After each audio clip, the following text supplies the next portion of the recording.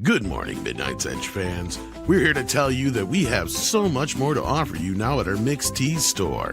Not just t-shirts and hoodies, but we do have plenty of those, and new designs for that matter. You can also get mugs, and of course our brand new limited Amber Turds stained blanket. That's right, just for your bed or wherever you need it. So head on over to Mixed Tees now and get all your apparel and goodies from Midnight's Edge. Get up, wake up, this is your final warning. It's time for Midnight's Edge in the morning.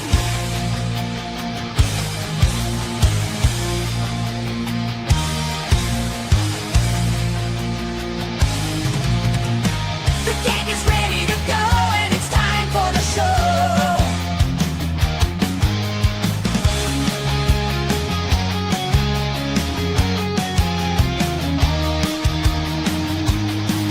It's time for Midnight's Edge in the morning.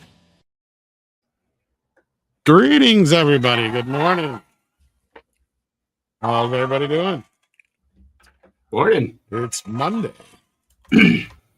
Monday. Don't remind me. Yes, indeed. Andre will be by shortly. He's reconnecting.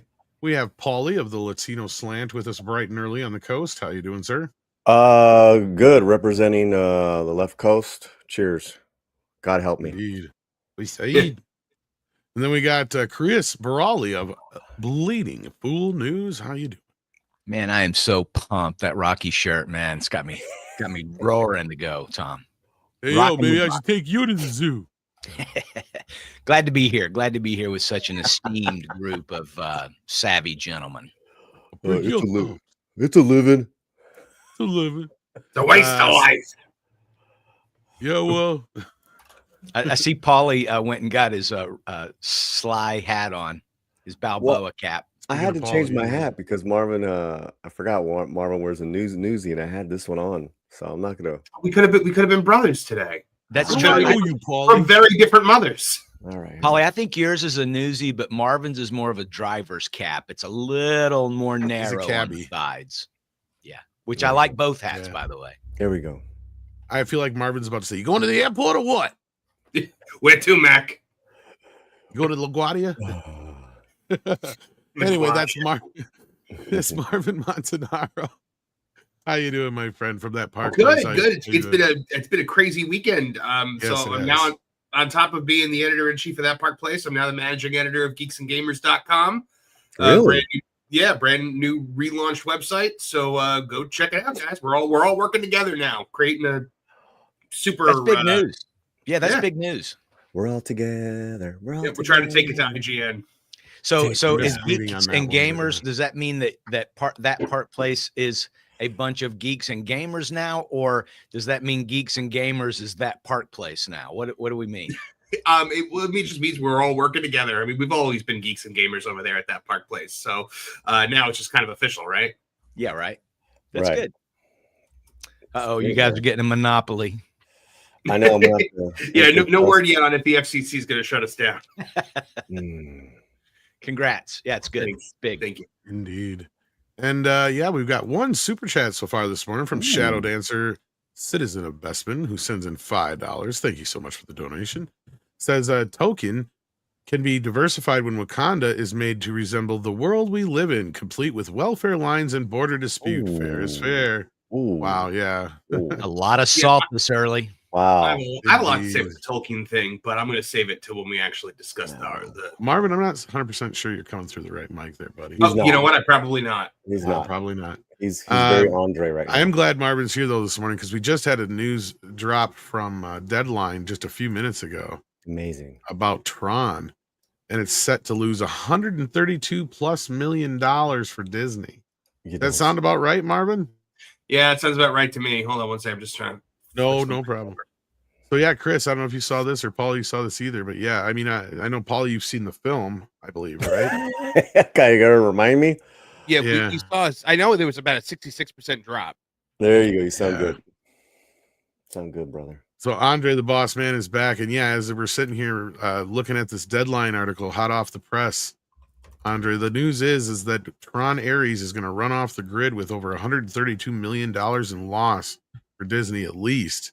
I would say probably more. And not only that, this is during a year where the only hit movie they've had has been Lilo and Stitch. Yeah. Still the biggest movie of the year, right? Sorry, what was that? Yeah. Still the biggest movie of the year, right? Yep. Lilo and Yeah. Stitch? Yeah. I think so. Yeah. Yep. Over Well- billion past Minecraft. Well, given the figures, if anything, I agree with you, Tom. If anything, 132 million. That sounds on the low side, and I mean, comparatively speaking, they should pop the champagne if they can get away with that comparatively little in losses. I mean, given the figures involved here and the gamble taken here, they could easily have ended up losing much more than that. I mean, look at Indiana Jones. Look at the recent Star Wars outings. Look at the recent Marvel outings. That's how you do some real proper losses.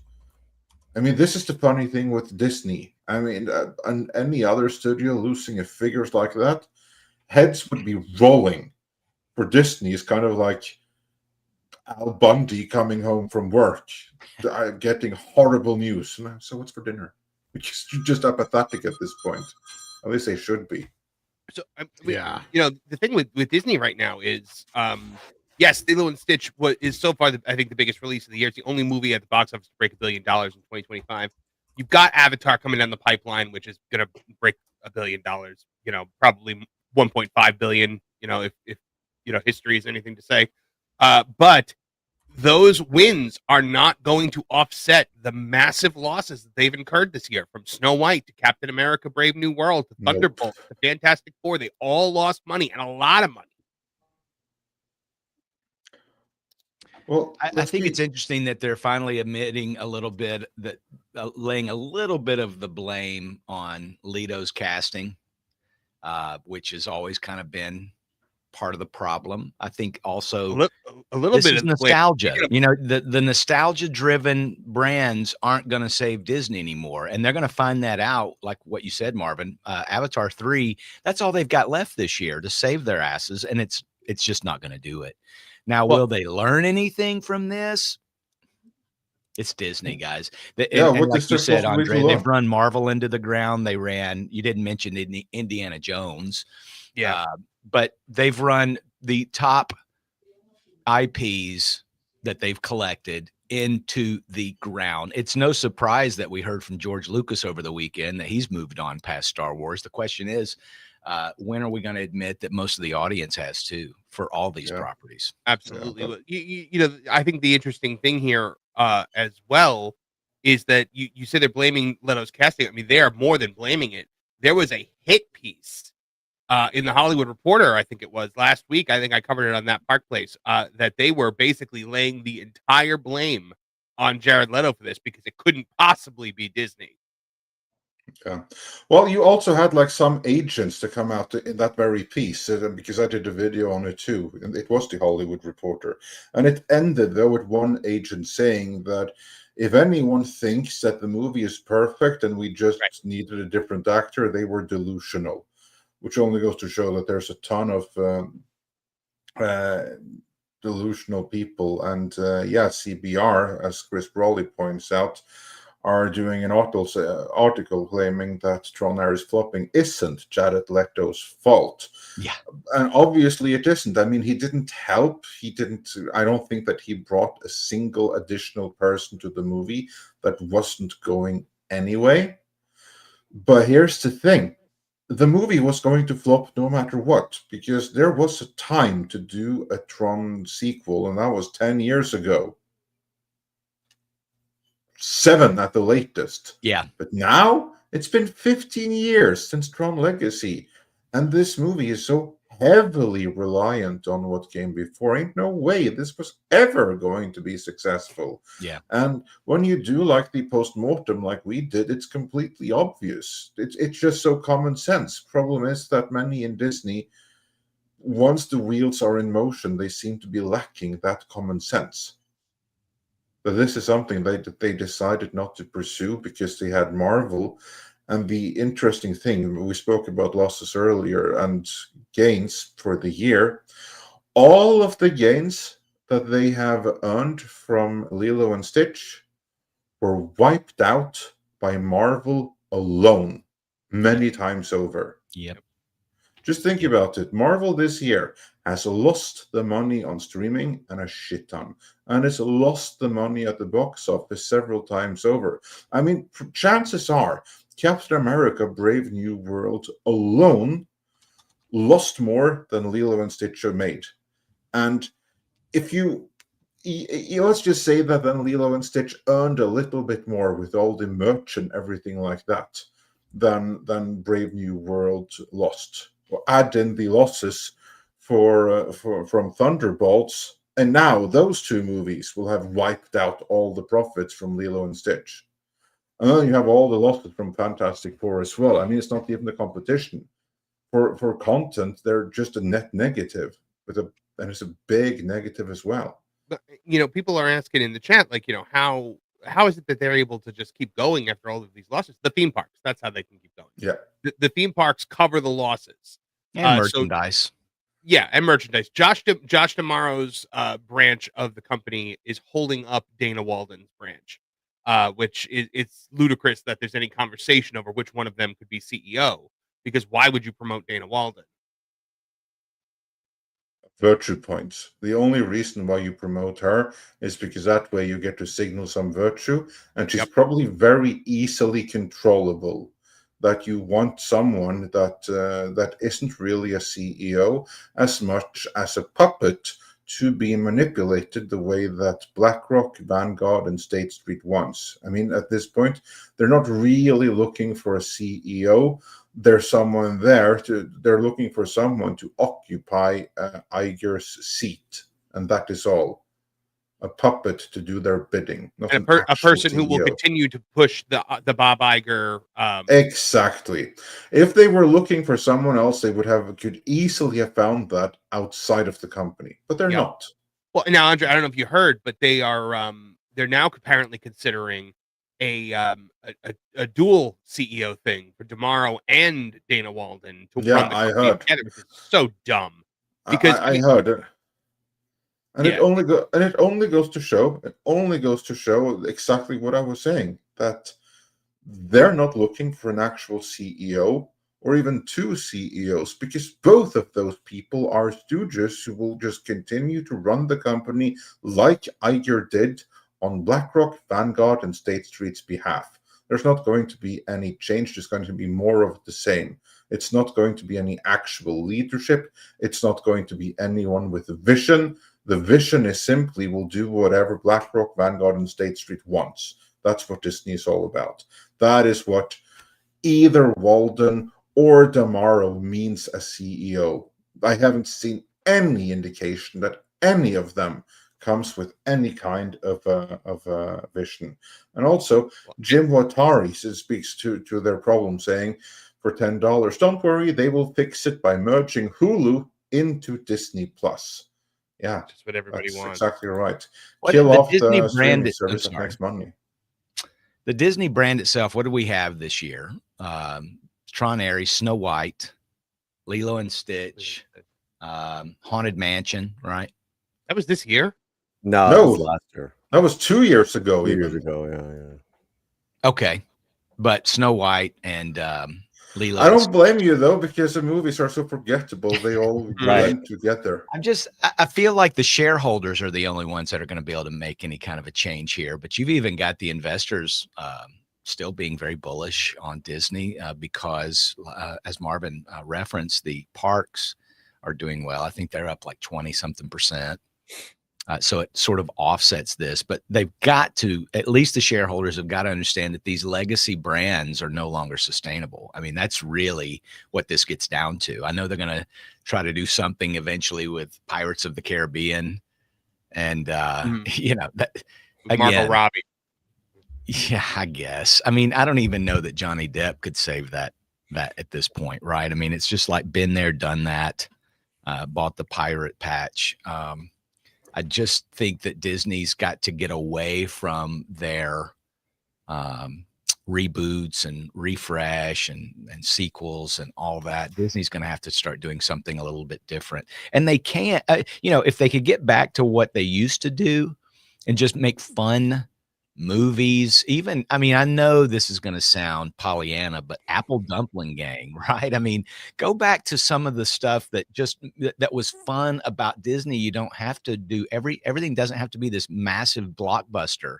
You could just start doing some things that are clever and fun and mid-budget. Nobody can seem to do a medium budget movie anymore. I don't know, Disney, but I think that, a dual CEO leadership, that's not going to change anything. It's the shareholders are going to have to put a stop to this. That's all. Yeah, and the problem is that the shareholders had the chance a few years ago, and that opportunity was not seized.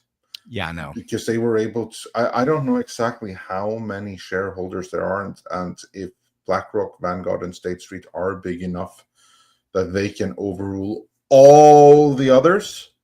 But that almost appeared to be what happened during the last few years, in which case everyone who isn't one of them might as well just abandon the company. Or we need like an Elon Musk to do a massive buy-in, massive enough to actually do a hostile takeover. But at this point, that's the only way forward for Disney is a hostile takeover. Same thing as we had with X.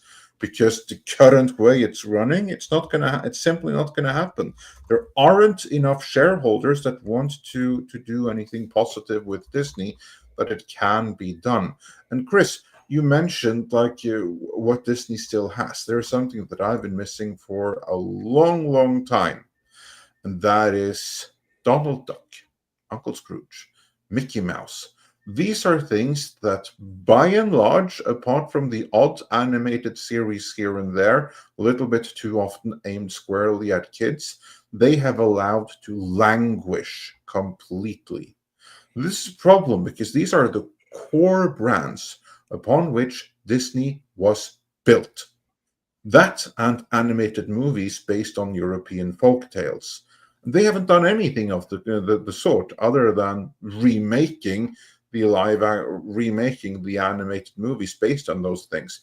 But those were like the core identity, and it's been under Iger, it's just been gone, allowed to languish completely. I would hope the new CEO can fix that. Before you jump too into the animated and stuff like that side of it, what's funny about Tron, and you mentioned like Apple Dumpling Gang and stuff like that, most people don't remember, because unless you were old enough to remember that time, or you're somebody who's done the research, Disney was languishing at that point. Like when they were releasing crap like the Apple Dumpling Gang up through Tron, they were struggling. They didn't have an identity.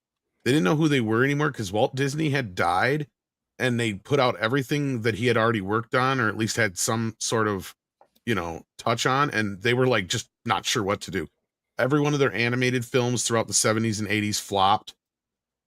They had nothing to go on. And it's funny that Tron is doing this again, because it's like, was kind of the end of the era originally, when they finally was like, okay, we're going to try and reinvigorate the animation. And they had guys like Don Bluth and even Tim Burton working for him at that point. And yeah, they ended up trying to put out like, what was it? The Great Mouse Detective and Black Cauldron. I think there's one other film in the 80s they tried putting out. I'm trying to remember now. But all of them didn't do very well. I mean, here we are again. They're just doing the same crap again. And I get what you're saying. What's sad about that, and my point is they were doing better at their worst than with stuff like the Apple Dumpling Gang than they are now. And it's mainly just because of how much money they're spending. And Andre's right. They haven't had an animated hit since Frozen. Maybe Moana, I guess you could consider. But other than that, what else is there? They haven't had anything that identifies Disney in the last 10 years or so, give or take. Frozen and Moana.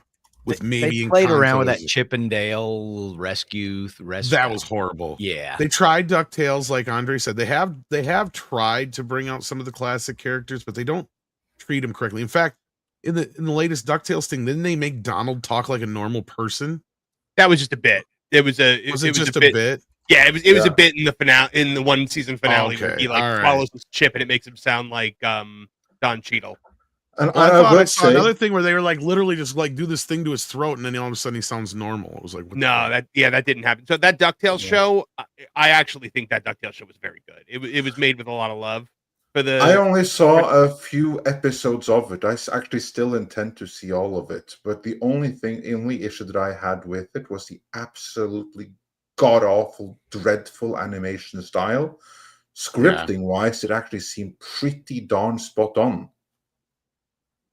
Yeah, Yeah, I don't know about I that. very much enjoyed that show. I actually, I typically will point to that as how to do a reboot right in modern times, but it's such a rare case. I mean, like they girl bossed Webby a little bit, but they made her a fun character, so I didn't mind it as much. Yeah. And they get a little in the weeds on trying to push modern messaging a little bit in the later season, but on the whole, I enjoyed the DuckTales one, but it is the exception rather than the rule. During the big pandemic, they had like Encanto and Soul and Onward. They had some projects. Encanto is the only one that kind of had any. Yeah. Yeah. And it bombed in theaters. It bombed in theaters and did gangbusters on streaming. Encanto. Well, again, it was so close to, they had to go and spray Lysol bomb the theater, so nobody was going, over worries of COVID. I wonder if none of those were legacy projects, right? So they were new properties that Disney was going, maybe trying to do something a little bit different, particularly with Soul. And it just didn't work out for them, I think, because of the timing. And maybe they learned the wrong lessons from that. I don't know. So the reason why Encanto became a kind of got a little cult following was that We Don't Talk About Bruno. The song started, what do you call it? God, it's early for me. It started like It was like one of those attaching tictogram things. with families and the kids singing them and stuff. So Yeah. it really found its audience to where it even I believe it got nominated as far as the songs and stuff. So, but none of that was due to Disney. They mismarketed, they fumbled it, but then families found it. Yeah. Was that one that came out during the pandemic, or was that? Yeah. Okay, that's what I was thinking. Yeah, It was 2021, so it 21, was like on yeah. the back end of it, but yeah. Yeah. Yeah. I think no, it was, that's like right in the middle of people being crazy. I was gonna Yeah. say, was it day and date, or was it just that it just dropped in theaters and they didn't Let me put double anything check. behind? I'm pretty I sure can't you're right. remember now. I'm I trying think, to I remember. think we I can know all it was agree. I think we can all agree. I hope they never touch gargoyles. Just leave it be. Oh, you didn't know they were already messing with that already? They've been trying for No! years. Oh, please tell me no. They'll I'm trying ruin to it. remember what the latest news was. Yeah. Demono doing a live will be the action one, I know bestest that. gargoyle ever. Their cop friend. It'll be all about their cop friend. Yeah, but I mean, Encanto didn't really have any staying power. That's the other problem. Unlike Frozen and some of the other ones in the past. Like, I mean, that's my point, though, at the end of the day. And then, because Andre, you're right. I mean, there's tons of other European folk tales they haven't got to. They went on this weird, So many. like, thing where they were just, like, with that Barnyard movie with Roseanne and, up until Frozen and Entangled, they hadn't really messed with any of the fairy tales again. And I mean, Entangled was one of the few ones that felt like a no-brainer, right? It's like, oh, it's about time you get to that one, right? Yeah. Rapunzel, I mean, yeah. So yeah, it looked like it came out Thanksgiving. I was gonna say, I thought it was day and date, though. I think that was the other problem with it. And it was had a 30-day theatrical run. It was I think only at the 30 same day, okay. time that it was on Disney. It was 120 Well, it was 30 million. days. So, Yeah, that's close 120 enough. $120 million budget and earned 257 million at the box office. Barely So- squeaks by, maybe. Yeah, no, it's technically a flop, but you consider the fact that it even made that during COVID. Jeez. Yeah. But well, again, it became more of a hit after the fact. Jason Webster says Tron Ares falling off a cliff has been struck by a plane and fell into the ocean where it was severely mauled by sharks. Yes, indeed. And then Pilgrim Media says Disney, Netflix, Amazon, Apple won't change. Yeah, you're probably right. Amazon might be the first of the bunch, but that's just because they were smart enough to get rid of Jennifer Sulky, but then they turned around and brought in Amy Pascal, which is Terrible not a great optics. Yeah. Terrible optics. Which one's going to go Yeah. the way of Queeby? You, How you do know say what the it? funny thing though? Maybe. You know the funny thing though? I would honestly take both Amy Pascal and especially Tom Rothman to take over the entire Disney Corporation than either Josh D'Amato or what's her face, that other bitch, Dana Walden, and both Right. of them. Well- Honestly, we're at the point where I would trust Amy Pascal with Disney more than the two of them Wow. combined. Well, and that's where I said that, like, before, like, when people were freaking out about her being involved with Bond, I'm like, it could be worse. It could be Jennifer Sulky. At least we Exactly. know that Amy Pascal is a straight woman and probably will put white males in movies. Like, that's the only thing we do know that we can say. But yeah, Pilgrim Media, I don't disagree with you here. Netflix and Amazon probably have the most chance, but Apple and Disney, I don't know. I had But, a nightmare a couple months ago that we got Ah. news that Kathleen Kennedy had stepped down, but then Jennifer Sulky had replaced her. That's Yeah, not good. That's basically, you replaced the real Kathleen Kennedy with the Timu Kathleen Kennedy. Yeah, Yeah. the J.J. Well, Abrams reboot. Pretty much. On But that really, note, it is. I mean, that's kind of like what. Just to finish my thought. Sorry. Yeah, no, that's fine. Basically, like that's what happened. You had like Jennifer Sulky. She got Timu J.J. Abrams to do Rings of Power. Pretty much. But yeah, just to kind of finish off the box office, even though we started off with the Tron Ares news because that was hot off the presses. Yeah, it looks like Tron is done. It fell to second place behind Black Phone 2, which they're bragging about that, making a measly 26 million, which is not bad Well, I mean, for a horror sequel. A so low yeah. budget horror, right? Yeah, whatever. And then Good Fortune sadly didn't do very much fortune at the box office. It only brought in 6.2 million. And I posted this on X. I said, had you just made this movie with Keanu Reeves and a bunch of unknowns, I think the movie would have opened at number one. Because the premise is adorable. The idea, I think, would work. But I think the problem is you have so much baggage with this movie between Seth Rogen and what was it? Who else is in this thing? Keke Palmer, I think, was in it too. And what's his name? The comedian who's in the last Ghostbuster movie. The British one? I Paul can't Rudd? remember his name. No. Not Paul Rudd. The ginger one, the British one. No. I think he was also one of the friggin' Avengers in the Eternals. What's his name? Oh, the Kumail Indian-looking dude. Nanjiani? Camille Nanjiani. Yes, Yeah. thank oh, you. right. Okay, yeah. I Yeah, he's hate in it, him. and Seth Rogen, and yeah, so it's got all these people in it that people don't really care for, and that's what I'm saying. I think, when he cried because they made him do sit-ups for the Eternals. Oh, yeah. come on. Hate him. Very He might be. manly. There are big rumors that he's going to be Booster Gold, by the way, in DC. Of course. That's not a rumor. That's an official announcement, is it not? Now, it's not officially announced yet, as far as I know. It is Okay. just heavily rumored. Remember when okay. Bad Bunny was going to play one of the Spider-Man offshoots? oh yeah, Jeez. Brilliant. So I don't know. I think Good Fortune just is it's a victim of bad marketing, honestly. I do think the premise seems cute. partially. Oh, apparently they're saying it's Aziz Ansari, by the way, not Kumail Is it a- Nanjiani. Yeah, that That's was. it. He also produced the my movie, I bad. think. Oh, even better. Well, it's a Lionsgate movie, so guess what? It was set up to lose money. Yeah. Oh, I'm surprised Aziz Ansari is doing stuff again because he got pretty firmly canceled by the left. He was, but if you look into why he got cancelled, maybe some people have like common sense. Who Yeah. here knows why Aziz Ansari got cancelled? Some lady made some allegations against him, right? That What were the allegations? it's like wasn't they- aggressive invited her to the dating or hotel something like room that. and assumed they were gonna like have sex or something. I don't remember. No, he was awkward. He was weird and Right. awkward. Right. He didn't blow her socks off.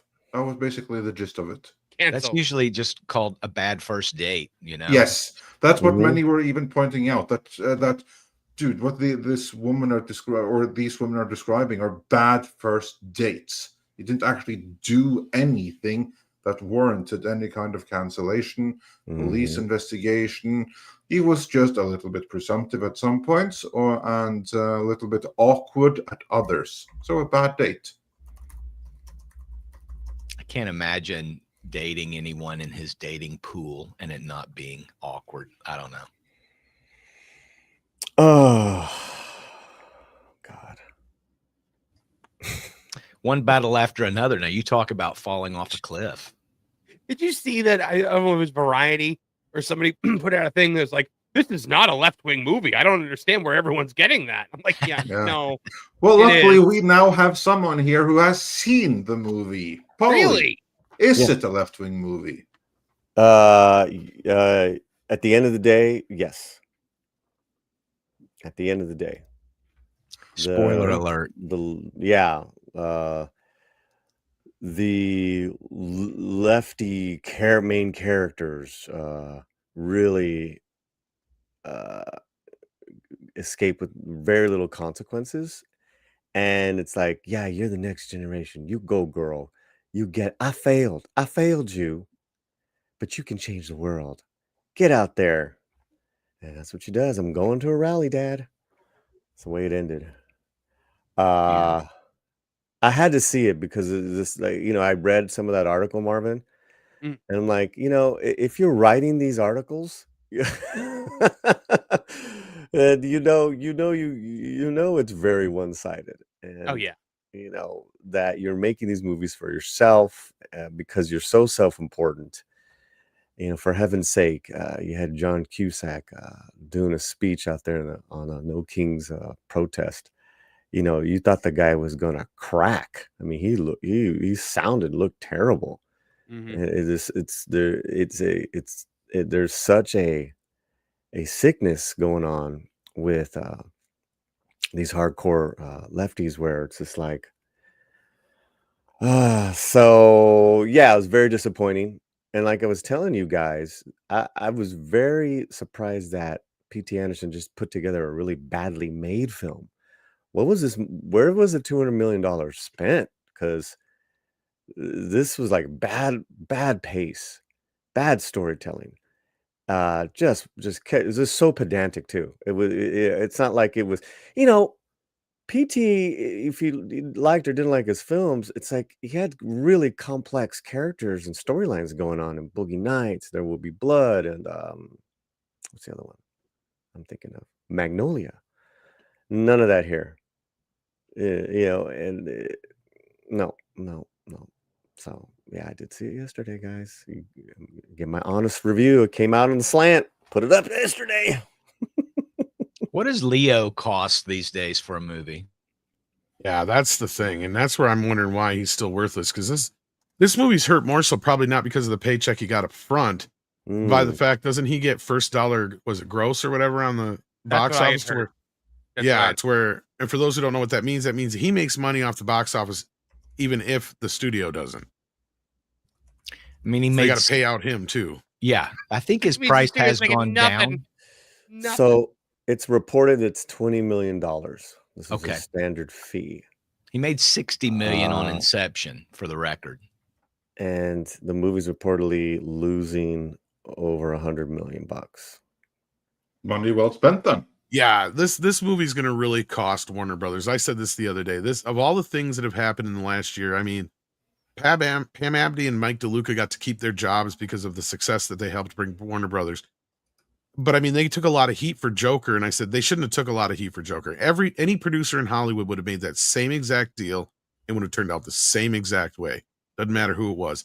This, on the other hand, they should have been paying attention because Leo has not had a hit since Once Upon a Time in Hollywood. And even that, you can sit there and go, was that because of him? Or was it because it was Tarantino's first movie in like 5 fucking years? Because that's the thing that I think it was more so than anything, to be honest with you. Because that's the thing. You go Bingo. back through Leo's track record in the last 5 to 10 years, He hasn't had any hits. None of his movies have been real big hits. In fact, his last 2 movies that he'd done that I'm remembering were actually more controversial than anything, right?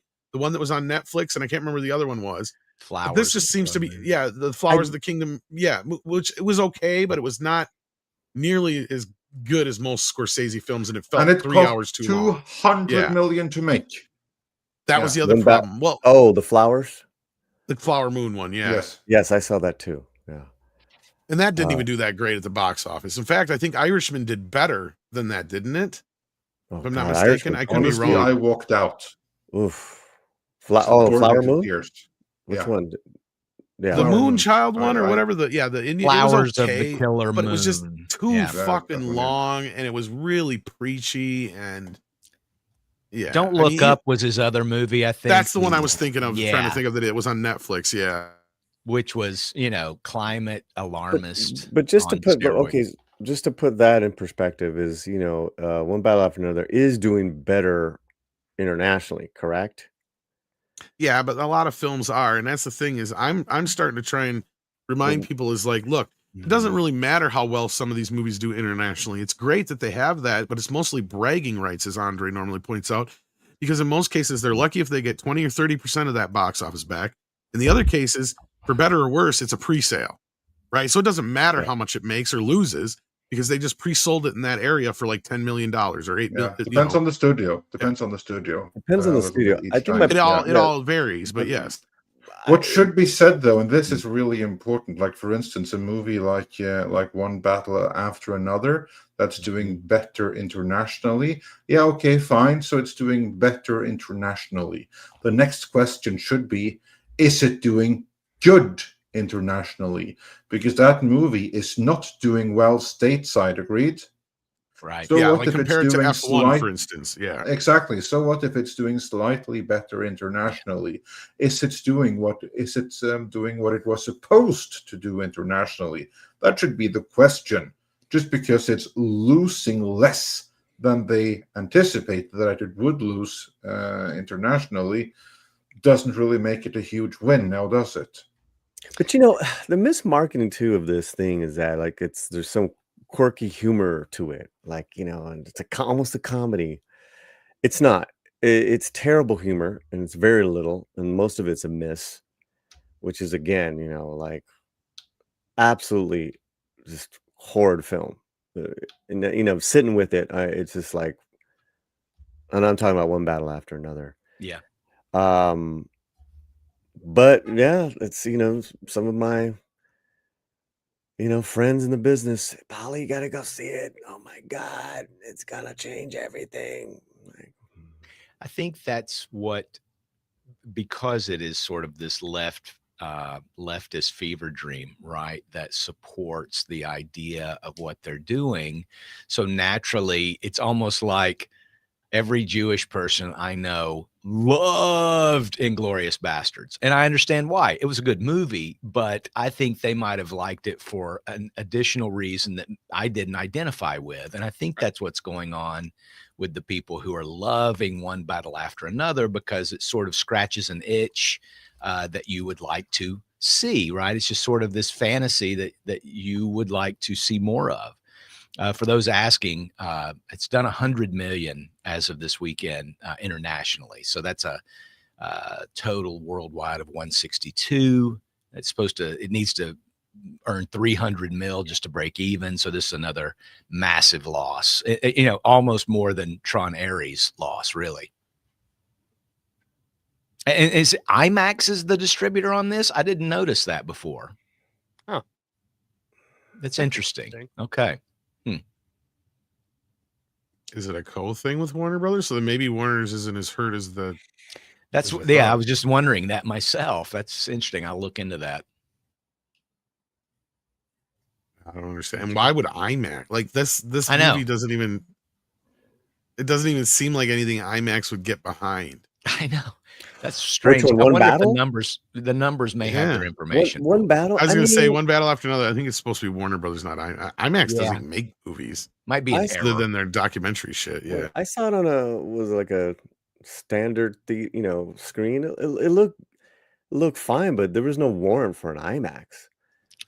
You know, in fact, I got a little woozy towards the end because they were like chasing each other and like you know, like those types of roads where it's over the freaking desert and the roads are like this. The camera was like that, was doing that shit. I'm Yeah, like, I cut think it that out, I cut think it there's just out. somebody fucking something up there. Yeah, because it's all Warner Brothers. Warner Brothers is the only company besides Glardy that's listed here. Mm. So yeah, it's all WB. And apparently they reshot the ending and had cut out some deleted scenes. God, that sounds like a mess. The ending was so stupid. The novel is from 1990. It's loosely based Wow. on a novel. Oh, okay. Because what he was doing was he was taking kind of that and the weathermen of the 70s, and the timeline now is they're when they were committing crimes as the French 75, or I think that's their Yeah. group was called. It was around 2008, 2009, right? And then you speed it up to present. I don't know. It's the timeline. I'm is kinda reading like, the synopsis here, and it does not even sound remotely interesting. It was It's not- shot for IMAX, by the way. it's not. That You might be know, what it's being, and but for it to be so long, maybe there could have been something interesting if the movie was shorter and it was How long is it? just more self-contained, like just 162 minutes. yeah, Right on. yeah, dude, yeah, 2 hours 45 minutes almost. Oh, and Come on, you Hollywood. kind of saw everything coming. It's like, okay, we know what's gonna come next. The old again, like if it was more self-contained with DiCaprio and the daughter's character, that could have been interesting. You know, there was a couple of good scenes that they had with each other. Benicio del Toro's character, he made it better than what it was written on the script because he basically was the Latino Harriet Tubman. I am just so tired of these 2-hour plus movies, guys. Like, I'm getting so sick of it. Like, I don't know why this is a norm other than they don't use film anymore in streaming. Because I'm sitting here going, why in the world are all these movies so fucking long now? It Self-indulgent. used to be the self-indulgent. exception. Yeah, it used to be the exception, not the rule. Well, Like, PT's most always studios been need- long though. PT's always been long. Yeah. I don't give a shit. Studios Yeah. need to start stepping in again and No, going, you're look, right. this You're movie's right. not going out over 2 hours long, guys. No, I don't you're give a absolutely shit. right. Yes, there's a Godfather once in a while, but this ain't no fucking Godfather. right. Nope. That's my point. Like, this Nope. is getting ridiculous. I mean, you can't even take a kid to a kid's movie anymore because all those are over 90 minutes now too. And I remember back in the day before my kid was born, I remember griping during Cars. 'Cause even though my kid and nephew were engrossed during the first hour of Cars, guess what? About that hour 5, hour 10 mark, where most kid movies start to wrap shit up, this movie was going on for another hour, and these kids wanted to go. They were done. Like, that's the problem. And this Gabby's Funhouse Clubhouse movie or whatever, yeah, it's doing well. But I looked at the runtime the other day. That thing's over 90 minutes too. It's like, why are these kids movies so friggin' long? Like, I would think they're being made for infantilized adults now, not for kids. that may be part of it, and streaming I think is the other side of it too. Because I'm sitting here going, wouldn't the theaters and the studios be more like, look, there's no reason Garfield needs to be more than an hour and 20 minutes. Let's get this bitch out there in 80 and less. You know, like, what is wrong with that? Like, parents don't want to sit there for 10 plus add in all the previews and crap on top of it all. Like, you're So sitting in you the theater wouldn't for want 3 your hours. kid to see a 3.5-hour Garfield epic? If it's real and Bill Murray comes back, maybe. We're talking maybe here. Like, It's a tale of two kitties, so you have to have double. Tale of Two. the- Oh God, don't even remind Yeah, I me. mean, of he that scene. was in Double those, the and they weren't epic. Let's just say. No. The first one is the only one that's remotely halfway decent. That newest one, that cartoon one, was actually better. It had any friggin' right to be, even though it rewrites Garfield's entire history. But anyhow, that being said, I mean, that Demon Slayer thing now, the AMC thing, is that this week or is this a total different thing? Because that didn't K-pop? look like, yeah, Demon Hunters is different. yeah, because that's coming. Demon this Slayer, is totally- Kimetsu no okay. Yaiba They all sound the same to me. That's the problem with these things. They're all the One's same. Korean, one is Japanese. Chill. Yeah, But you know what? I Tom, can look I at a assure you, they do not sound the same to the built-in. They may not, audience, and but there's Paul, a you lot could of put a them. Korean restaurant next to a Chinese restaurant, and I couldn't tell the fucking difference because I'm a white lily asshole. Okay. Yeah, Well- fine, that may be true, but their audience maybe isn't. Well, probably they'll white little Very true. assholes, Very but true. I'm they- trying yeah. to figure out what it was. So okay. So this is But the they may other be a thing. little bit younger than you. Demon Slayer is based on. I Killing think it. it's a third movie now, and it's had several seasons on TV. It's such a great anime, and great characters, dude. You'd like this one because it's basically kung fu. He just goes from adventure to adventure, slaying demons, and then he's trying to figure out how to get his sister not to be a demon anymore. So he has her on a muzzle and in the wood box he carries with him the whole time. It's badass, dude. Okay. Also, Tom, the difference between modern Garfield and past Garfield is now when Garfield tries to mail Nermal to Abu Dhabi, Nermal's like, "That's so exciting! They have a number of wonderful tourist attractions that people should probably check." Nice. Now he sends them to Palestine, I guess. Yes. And then K-pop Demon Hunters is completely different. Yeah. But they're Okay. coming out. They're re-releasing in theaters for the week. Look, I don't Did know you shit guys about a see- Demon Hunter or Demon Slayer, but I know my Garfield history. God damn it. Okay, K-pop- well, K-pop K-pop Demon Demon Hunters Hunters. has the songs, and everyone's singing to them, and it's K-pop. Yeah, So my that's kids like- included. K-pop Yeah. Demon Hunters. Might as well be has- Gabby's dollhouse. It has Yeah. 6 of the top 10 Halloween costumes for 2025, and in the top 15, not a single Disney character to be found. Wow. No Marvel, no Disney, no Star Wars, nothing. But also too, like the anime audience is a lot of quote unquote Caucasians from America that are just comic book fans that have given up on comic books over the last 10, 20 Yeah. years. As Valiant has said, he's Valiant's a huge looks like he's a huge Demon Look, Slayer fan. It is what it is. It's popular with the kids. Like I ain't gonna It's say not shit. just the kids, dude. It's not just. I hear you're. They're all frustrated. kids to me. You're a kid. I'm a kid. He's an overgrown kid. I'm a boomer. Okay, so You're like, a cantankerous old man. That's what you are. And all these Yes. kids that like K-pop Demon Hunter, they need to get the hell off your lawn. And that's goddamn kinda- right. Yes, exactly. I find it That's interesting. the attitude. Here's the thing, though. K-pop Demon Hunters. That's something my mom and my sister love together. So that's that audience. Oh, I Demon get it. Slayer. Demon Slayer is the Valiant Renegades. The comic Yeah. book fans that have gone to anime. Well, and look, this is kind of where I was coming from too with Minecraft and even Superman to an extent. And this is why people in our group don't see it, right? Because Superman wasn't as big of a hit as Minecraft, but it still did very, very well stateside. I don't give a shit what anybody says. And the thing that I keep hearing in the reasoning, and the reason why James Gunn won't stay off of social media, is because he does have a following and the kids are into this shit. We may not all be into it, right? I fully acknowledge that. But at the end of the day, there's something about it that's clicking with the younger audience. And we can't deny that. And that's what these shows and movies do. Same thing with the Gabby's Dollhouse. Same thing with, what was the other one they did earlier this year? Besides Minecraft that did well, but I'm trying to remember. Lilo now. and Stitch. No, not Lilo and Stitch. It was another more. 'Cause that's the thing is part of it is they need their own properties, right? Like these kids, they don't want Star Wars. They don't want, stuff that's from our era and so on. They want their own Bad new Guys things. do all right.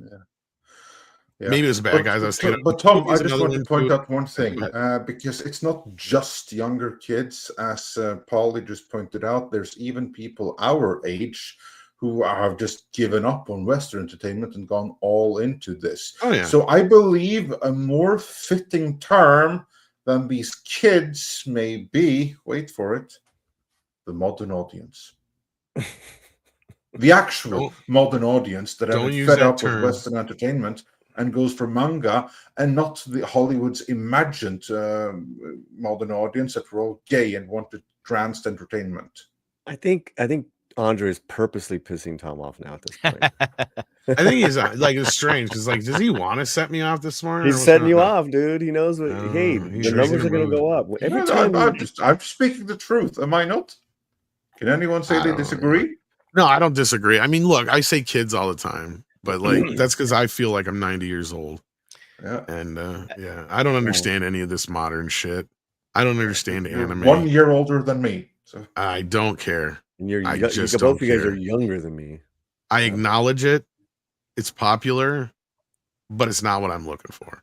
What I want is So you say you still haven't found what you're looking for? No, I boy. still haven't found what I'm looking for. Oh, I think The Conjuring did quite well. I think it's still in the Yeah. top 10. You've got Yeah. a couple of, in addition to The Conjuring, you got a couple of other sort of faith-based movies in the top 10. I know that Truth and Treason is that. I think Angel Studios put that out, and then there's a Black Phone further 2. down the list is Soul on Fire, which also is a Yes. faith-based project. Mhm. They'll both make their money back because the budgets were. They've already made low. them. They've already made them. Yeah. Soul on Yeah. Fire was $3 million.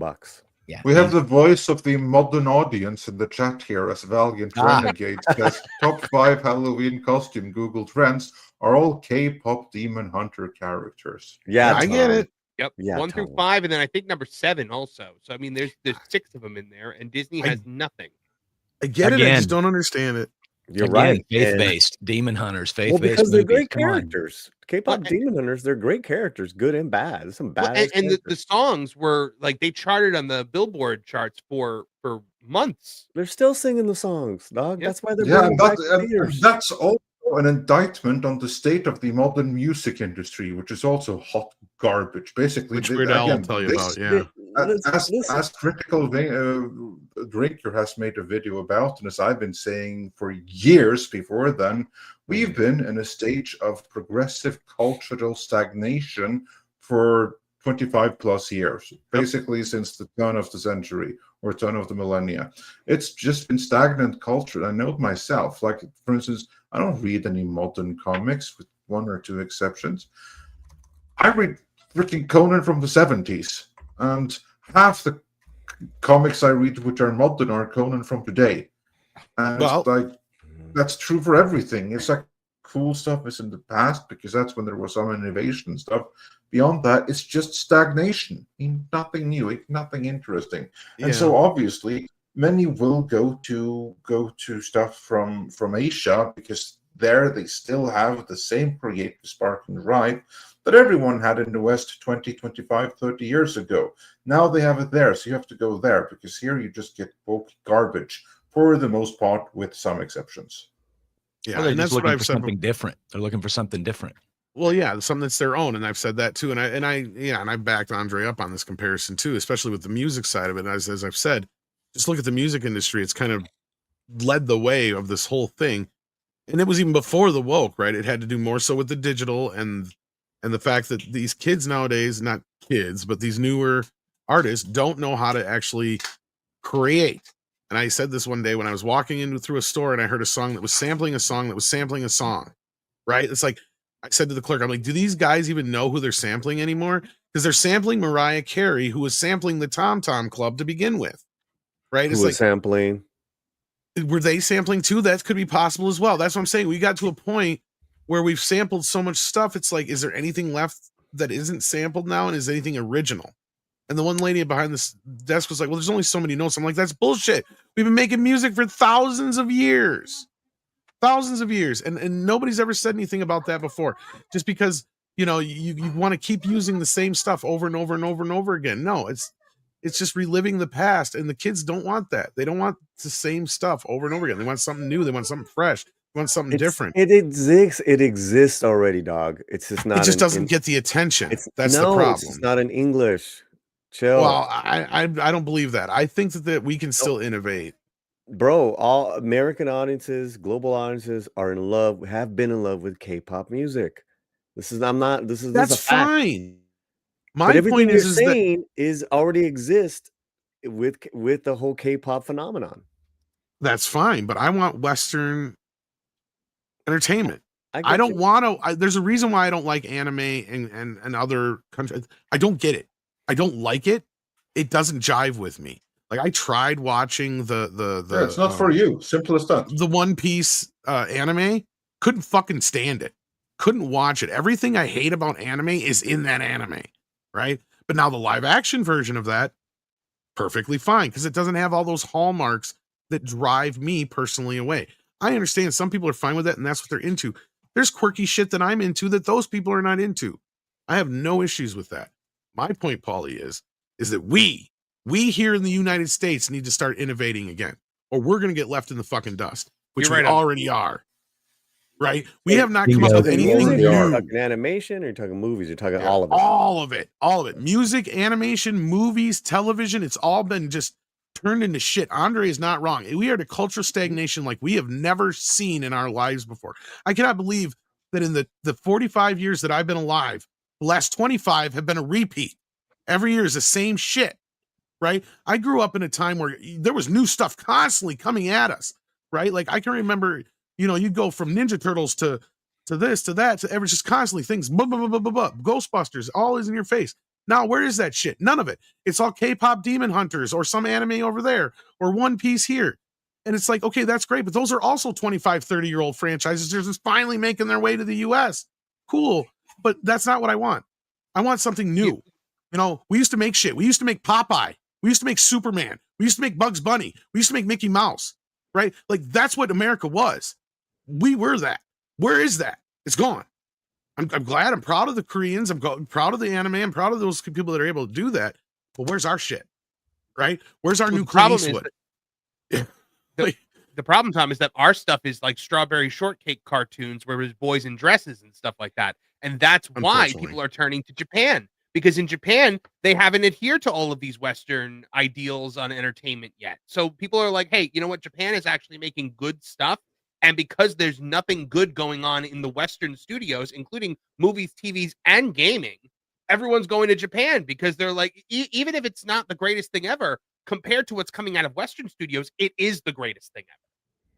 Yeah, I mean, I grew up in Yep. a time with He-Man, G.I. Joe, even Transformers was something that was coming from somewhere else, but it was Americanized in a way that we liked, right? Like it was made for it, was made palatable for us.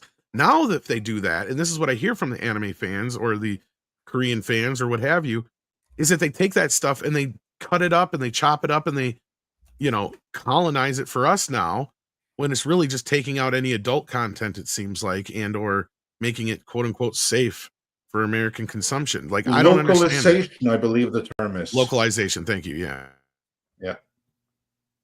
One of my favorite cartoons growing up was an example of that very process. It was G-Force, which was, gosh, I can't even remember now what it was called before. I know somebody in the chat knows, and the bad guy in that, I'm pretty sure was transgender. He had lipstick on and he had very effeminate expression or whatever, but the stories were just amazing, even though they had been chopped up and they had added some robot to get the R2-D2 fans goosed because there was no robot in it originally in G-Force.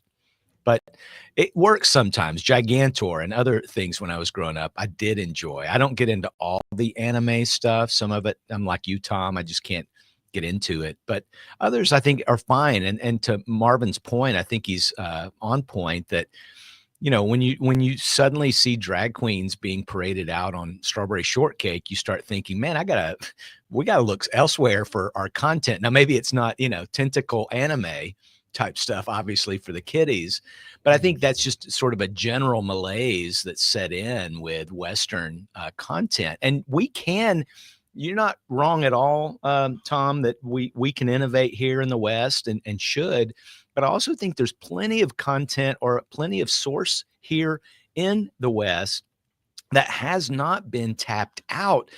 You think about jazz music, man. There's so much of it that you could listen to. Different people like different flavors of jazz. Different people like different types of movies. There's all kinds of books and stories and plays and radio programs and movies that could be continued on or new characters. I don't know. I feel like nowadays you watch an episode of Law and Order and it's nothing but the message over and over and over, and people are just sick of it. It takes you out of the your disbelief is no longer suspended because you start thinking, okay, what did the writer's room look like to get that message in there?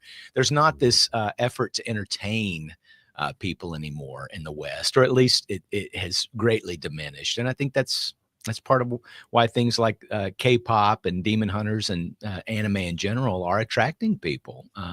That among other reasons, right? Totally. Absolutely.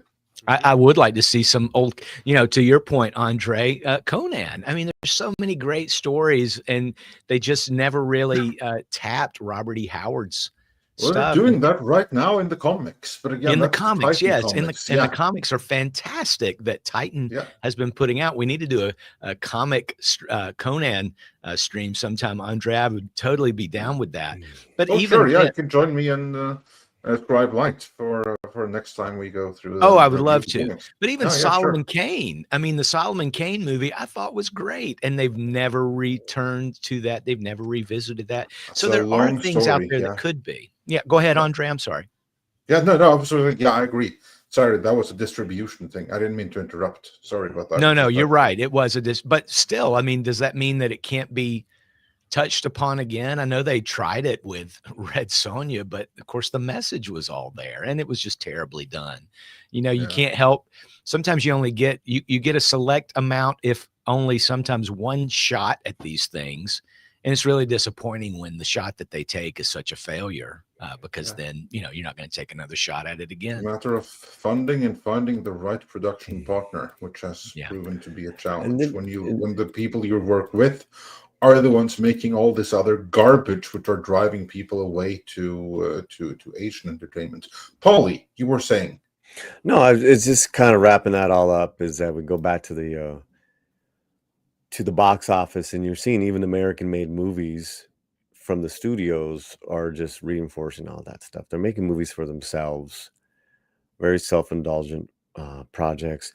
Whereas, you know, there's a lot of American-made independent films. Even Angel Studios is technically now, you know, an independent. They're attracting A-list stars to be in their movies now, so that's very positive. And I think you know, the thing is like it's music and comics and books. All those mediums of art. They're so different as far as how they're created, how they're distributed, how the artists can retain more of you know of the money that they make, which is what they should do. Which is why I think you see a lot of music and a lot of bands and artists, you know, they tour so much because they do get more of that. And their career, you know, because anything that's corporate, they don't make shit. They don't make anything. No. But anyhow, we do have a main story to get to today. Let's get through some of these super chats, and then we'll get to that. We've got Lasimarian, who says the Hyborian age was plenty diverse, and these Hollywood clowns don't want that one either. When will the execs learn to ignore the crazies? Well, aren't we supposedly finally getting something in the Hyborian age, Andre, eventually here at some point? Just the comic. I don't know. I don't know. I know it's been kind of like just sitting in development hell, but yeah. Yeah, there's been something that was tremendously exciting I don't know the current state of it. If things were great, we would have heard months ago. Yeah, I was gonna say I think we've not heard too much about it. So Watch this space. I haven't heard anything. And then Chuck Norris says turning Marvel and Star Wars into girl brands will go down in history as the most costly decision in business history. Yep. Gee, Totally. that sounds familiar. Yeah, it does. Chuck Norris says, shouldn't be hard. Women won't gravitate to a product with the word war in the title, and they wasted billions force farting it out and failing. Well, not only that, girls don't usually tend to go for recycled material. That's another thing that I don't think they've realized in Hollywood. Boys are a little different. Boys will be into the stuff their dads are in, but Barbie is the only thing that's kind of a mainstay. And the only reason I will say that is because Barbie can be anything. Yeah. Right? They've tried redoing Strawberry Shortcake, Rainbow Bright, all these other franchises time and time again, and they never catch on like anything new does. Now notice like Gabby's Clubhouse or whatever the hell it's called, and some of these other ones that are brand new stuff for kids, especially aimed towards girls, do take off, but they have a short shelf life after a while. At best, they 5-10 years, and then they don't really have any life after that because girls aren't as nostalgic, I think, for things like that as boys are. Sure, they get a little bit, but not like the way we do. It's more so, I think, revolved around holidays and other things, is my guess. Like, you know, they'll like just throw on like Disney Plus or whatever during the holidays to watch all the old Halloween stuff from the Disney Channel or something like that.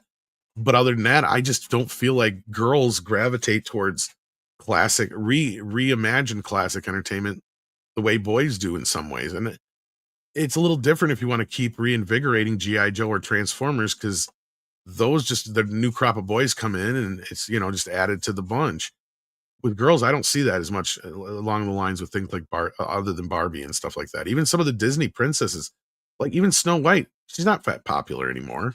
Cinderella, any of those. The ones that are the more modern ones like Moana and stuff like that. So I don't know if Marvin has another take on that at all, but that's my observation with this whole thing. I agree with you, Tom. Have I ever given my action figure analogy on this show? Because I think I think so, and I think we agree on this basically, because is it basically the boys will try to learn everything they can about, like, say if they have a Batman figure, they want to know everything they can about Batman to learn to be Batman.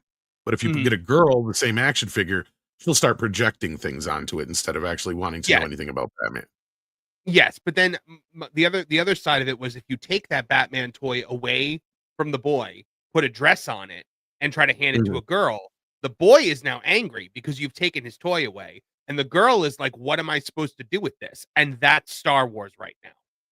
That's a good point too. Yeah, that's another side of it, because this is also an analogy we saw play out through the She-Ra He-Man debacle. Like, you can like She-Ra, that's not the point.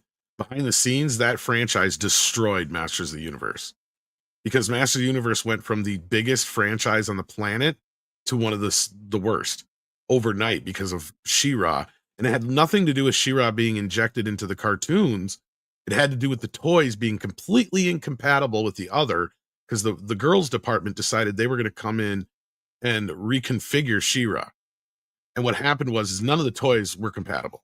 So you couldn't have She-Ra and He-Man and Bo play together with your toys, because He-Man's like this freaking big compared to She-Ra, who's this big, she's more normal to the female size, but Bo is the same size as She-Ra. But if you watch him on the TV show, he's the same size as He-Man. So that doesn't make any sense to a guy.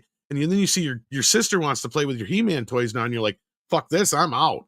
Right? And that's exactly what the Mattel guys were trying to tell the girls department, but they wouldn't listen. So a bunch of those guys just left.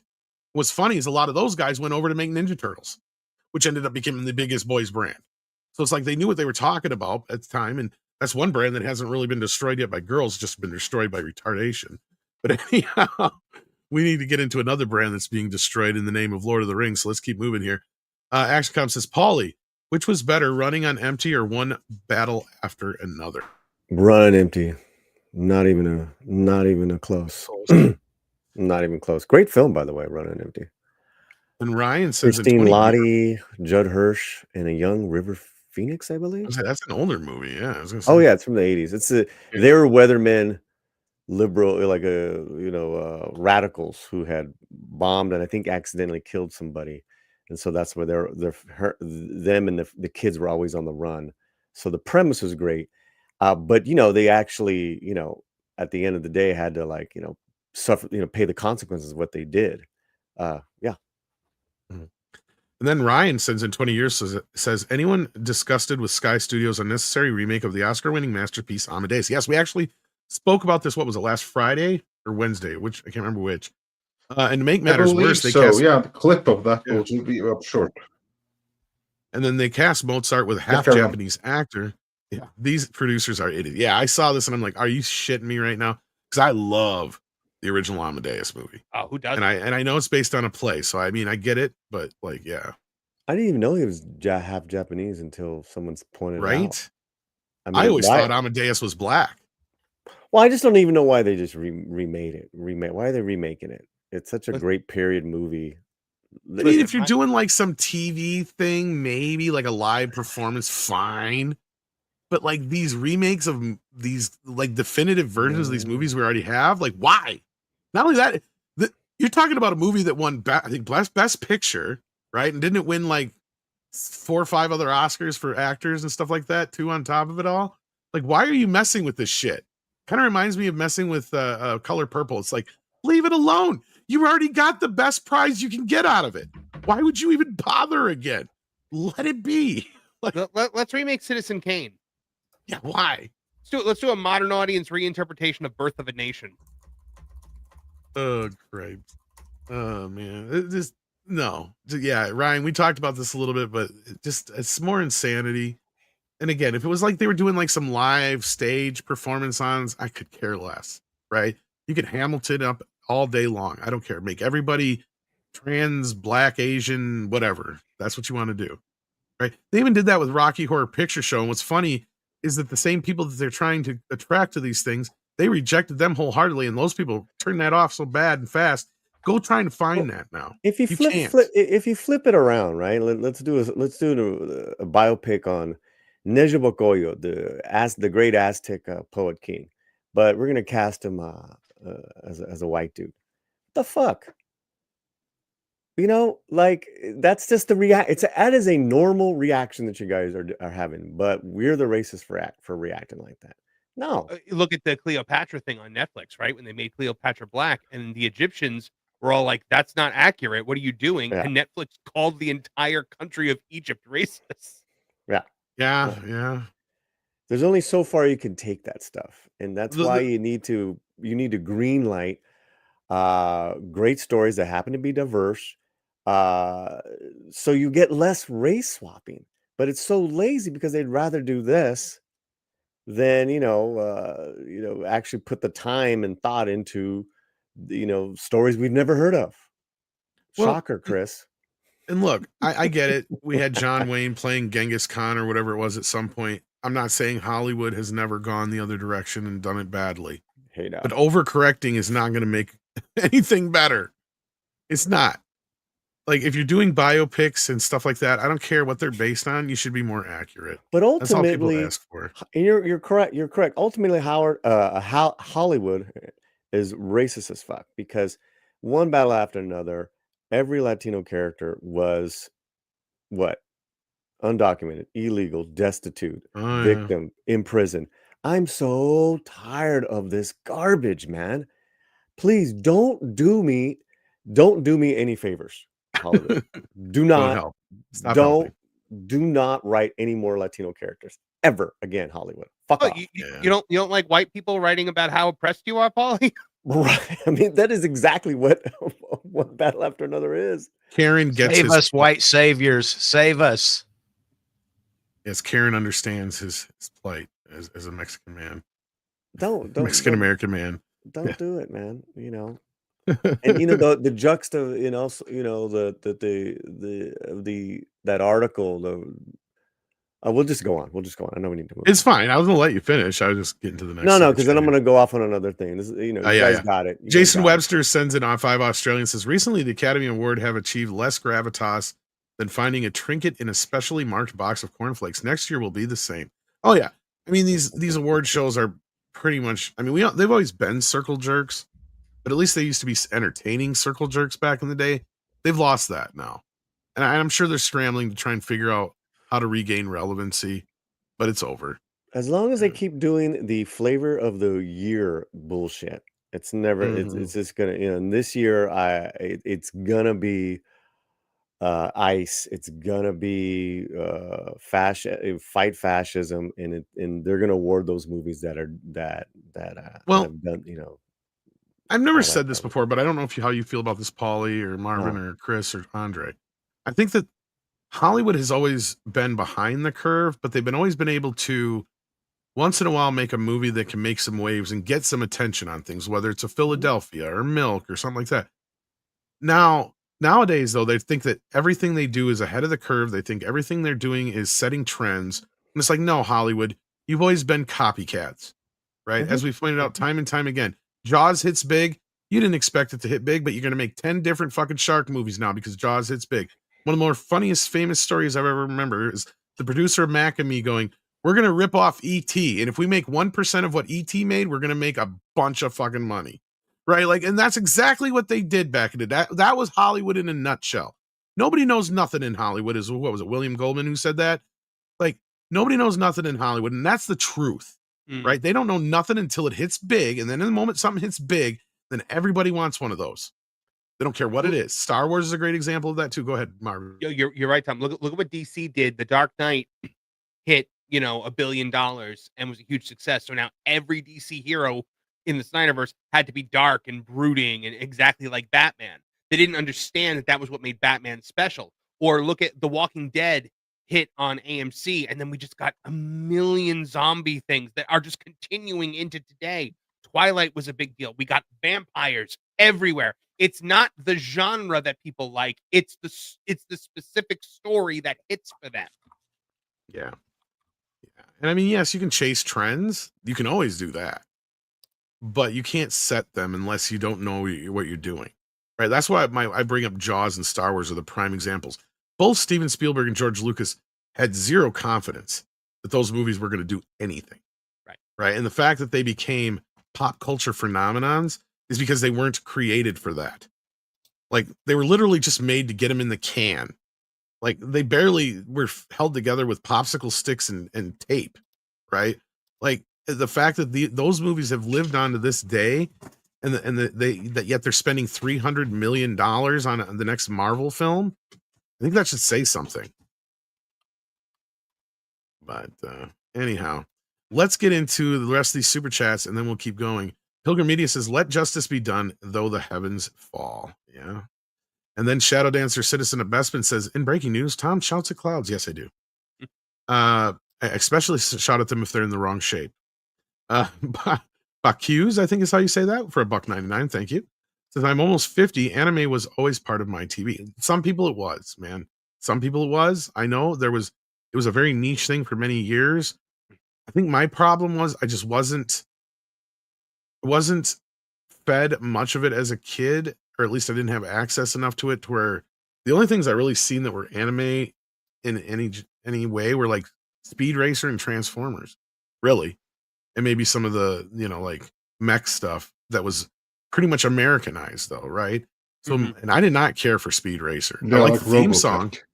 Yeah, like Robotech, exactly. Like I didn't like the show Speed Racer. I love the theme song, but after that I'd shut that fucker off because of all the problems that I have with it.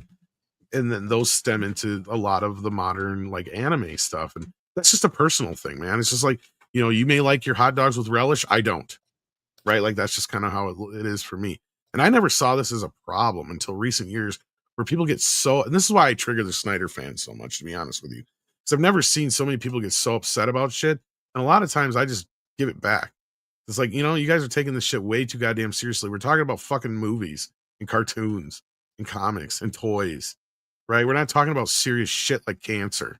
Like, let's stop treating it like it's fucking cancer.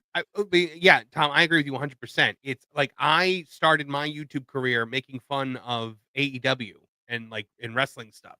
And I had people literally calling for my death because I mocked their favorite television show.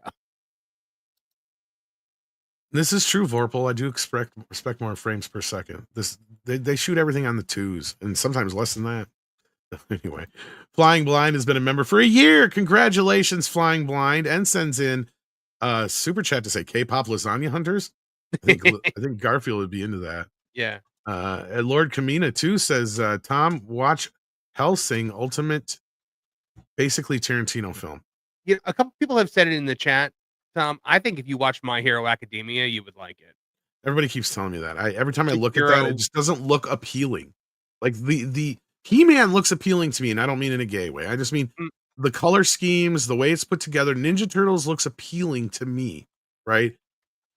A lot of the stuff in anime, I couldn't tell you one from the other. They all look so much the same. And you know what? Some guy my age over in Korea probably says the same shit about The Simpsons and Beavis and Butthead and South Park and other things like that. Like, it could be that way. I don't know. Right? Do you know like the core concept of My Hero Academia? It's kind of so like I've heard it enough times. Imagine Superman passes his powers on to a kid, and that kid has to become the like new Shazam. Superman. Yeah, but it's like, but when he uses the powers, it comes out 100%, and like he breaks his arm because of it. So like he has to learn how to use it, and it's all about like a superhero high school. It's basically Sky High. Yeah, if you remember the concept of Sky High. Yeah, and again, I get it. There's a lot of concepts and things, and people have recommended me lots of anime, and I've tried. It's mostly just the style, right? It's like, look, everybody loves pizza, but I'm not going to eat pizza soup. You know what I mean? That's kind of what it feels like to me. Yeah, it's just like everybody loves lasagna, but I'd rather just have lasagna, not lasagna soup, because that's what's.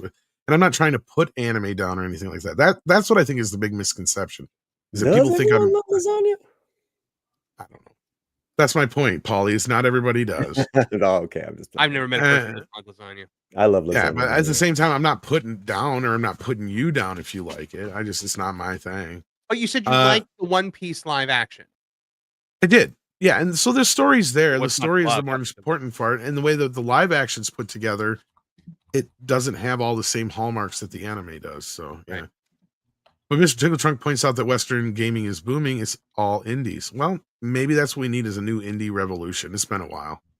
Grimzilla says the collapse of Western entertainment has to happen. Leftists killed our TV, games, and Hollywood, and it's going to Asia, and so be it. You're better off there out of the leftist reach. Well, some of it, yeah, I suppose. Batman is here and sends in 10 and says DC could make a 2D animation US character like Constantine, Zatanna, Shazam, etc. to compete with anime. I think the obsession with 3D animation in America has crippled our animation innovation. I'm Yeah. sure this is a big part of it too. People want cartoons. They want cartoons that look like cartoons.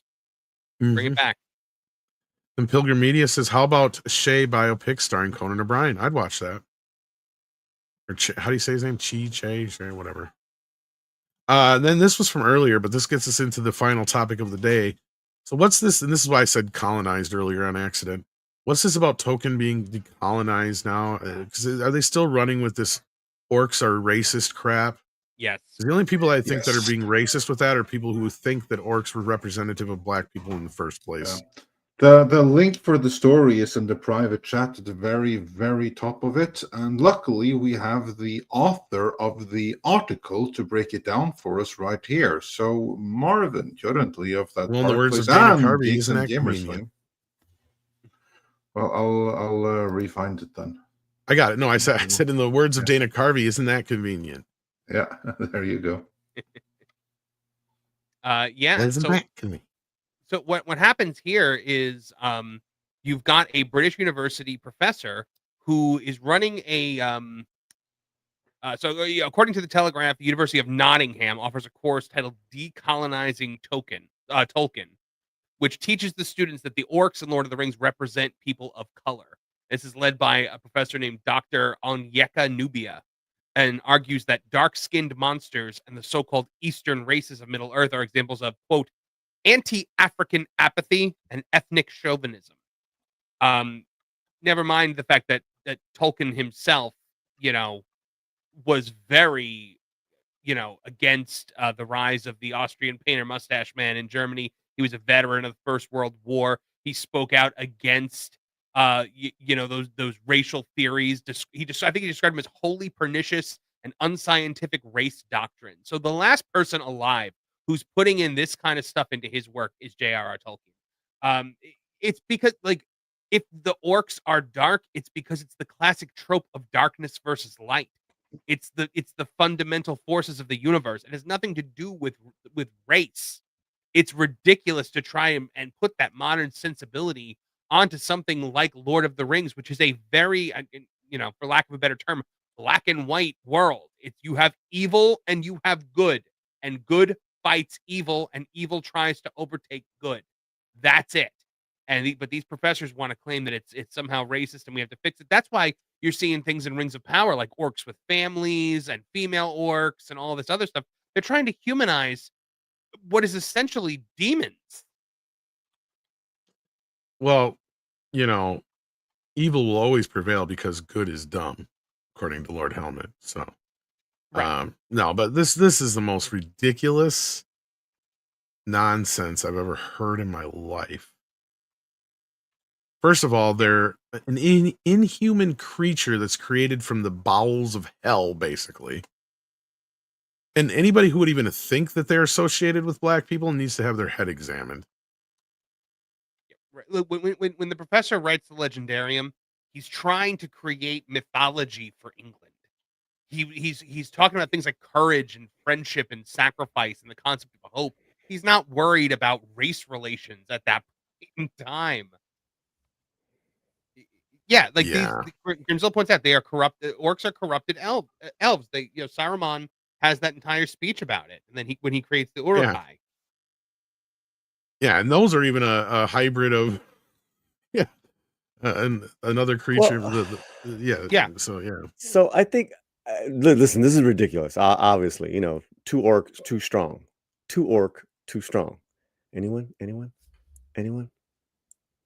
Okay, all right. Damn, that joke still hasn't landed. This also kind of just has been a spillover of how Hollywood was really racist for decades and had dark people playing villains constantly. That's there, but you know, so what? That's not here, clearly. And even if it was, let's just say you're right, dog. You know, this stupid this stupid professor. Who cares? Who cares, man? You know, you Professor can read Nubia. into anything. It's just ridiculous, man. This is just a classic case of good versus evil, light versus dark. I loved these books. I don't give a shit. You know, that's just it. And they're just out right now to tear anything down. Let's just be honest, guys. They're out right now to tear anything down that's written by white men. That's it. That's it. You know, just be honest. Just be honest, man. You know, then you know we can have a fair fight. Then you can come to the table and we can talk.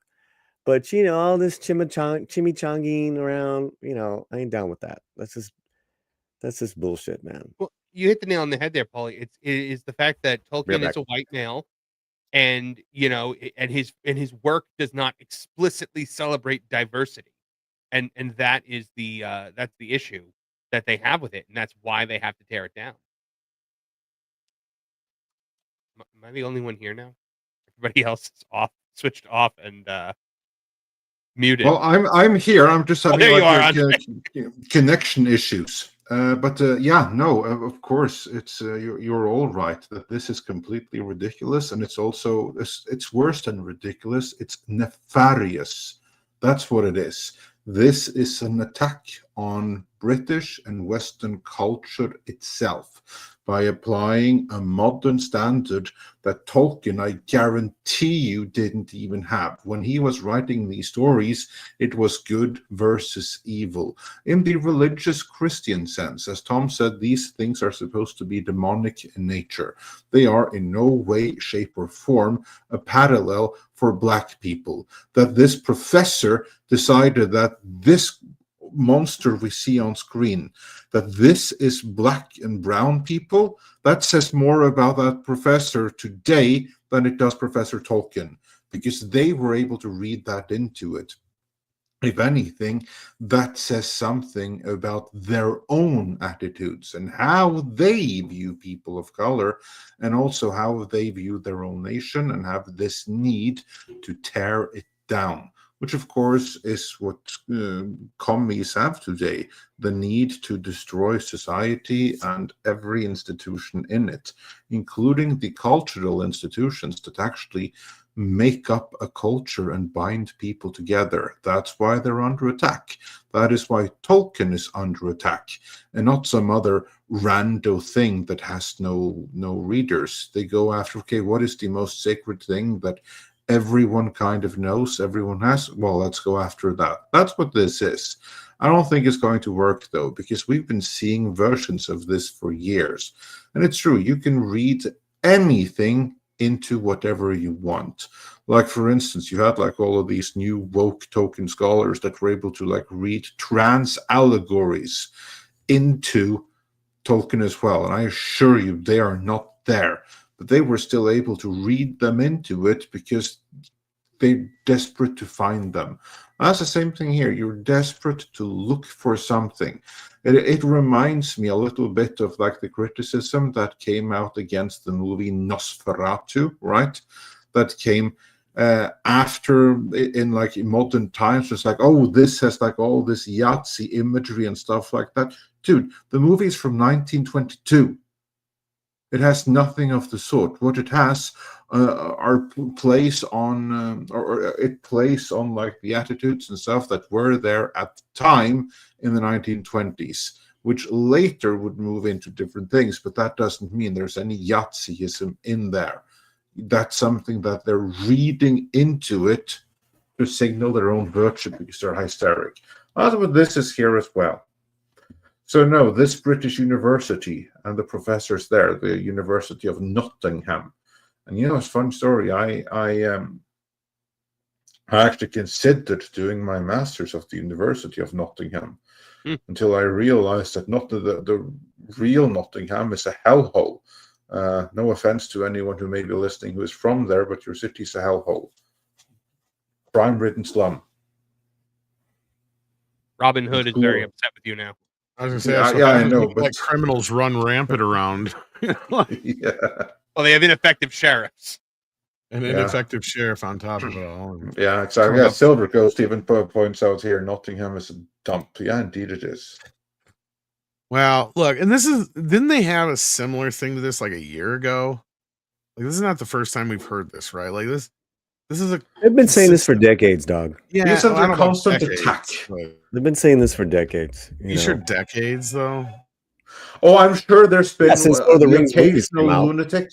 I'm sure there's been the occasional lunatic, but they had their prime power around actually the release around the release of Ranks of Power during the Biden years. If anything, to me, Tom, this looks to be part of the final the dying screeches, desperately trying to cling on to some kind of relevance, make some kind of change while they still have the possibility to do so, but they're quickly losing power, these crazies. They don't have the institutional power that they did. Of course, they still have like locally, but it's fading fast. And I don't think there's going to be much sympathy with this or for this. Less so than there would have been just 2 years ago.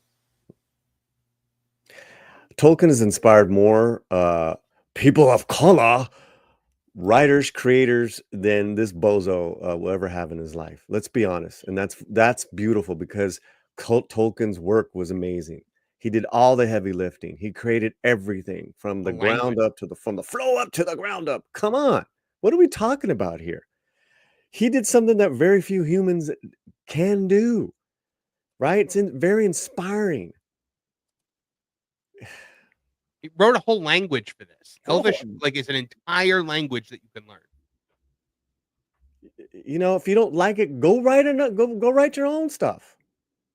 As Tom says, I'm gonna do my own thing.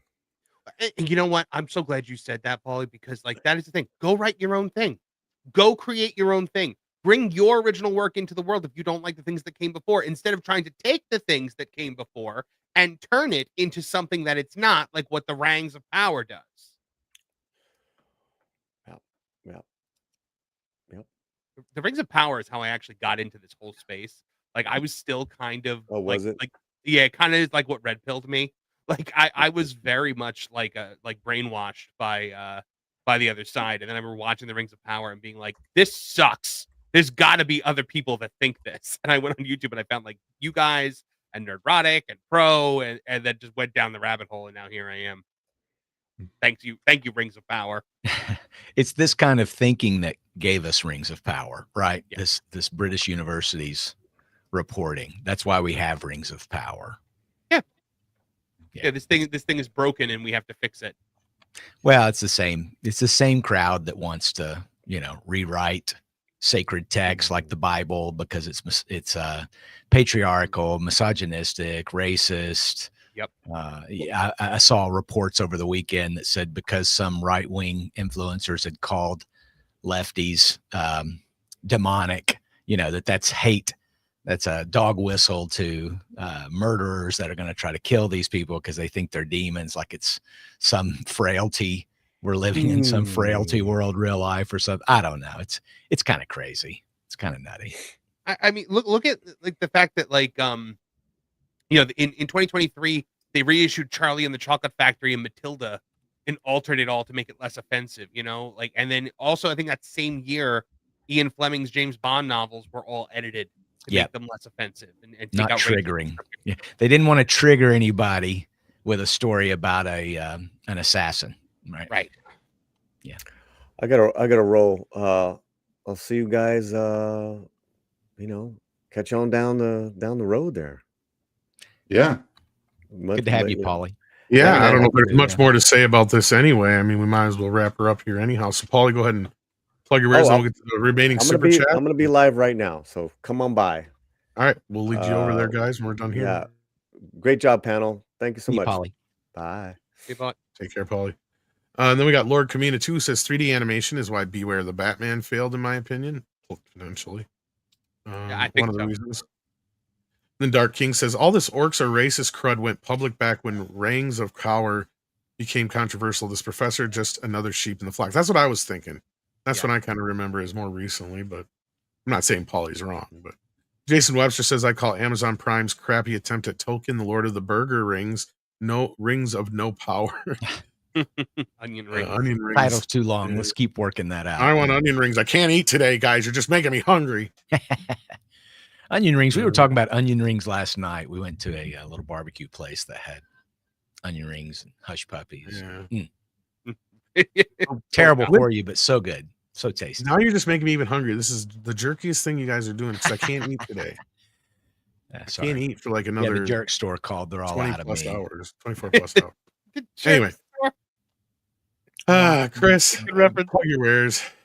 Yeah, man. A little bit about what we were talking about during the box office report is on our front page. Reboot failure. No one wanted to see Tron without Tron. It also kind of gets into some of the numbers, breaks them down, and also stirring the pot with Disney's reveal last week by Forbes that they spent $600 million on Rise of Skywalker and made something like 40-something million on it. And just what Disney has done, the damage they've wrought to all their franchises. That's all over at bleedingfool.com.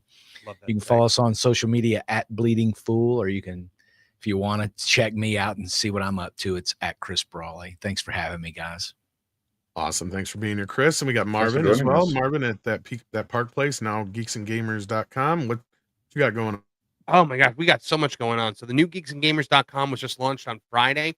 And is a collaboration between Geeks and Gamers and That Park Place. Thatparkplace.com also still going strong. So make sure you're checking out both of those sites for all of your news on movies and TV and comic books and video games, theme parks and whatnot.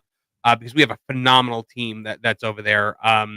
If you feel so inclined, check out my YouTube channel, Tooningtown TV, where we're constantly breaking down pop culture in a funny comedy puppety way. Congrats, Marvin. Well, thank you very much. Congratulations. Great job, And everything you guys are doing over there. Andre, anything we need to plug before we go? Can't think of anything. More videos will be coming soon. Meanwhile, check out Midnight's Edge live archives where there's clips being dropped on us right about now. Sounds good. And with that, it is time for some koalas in the rain. Koalas in the rain, koalas in the rain, no fucks given. Koalas in the rain.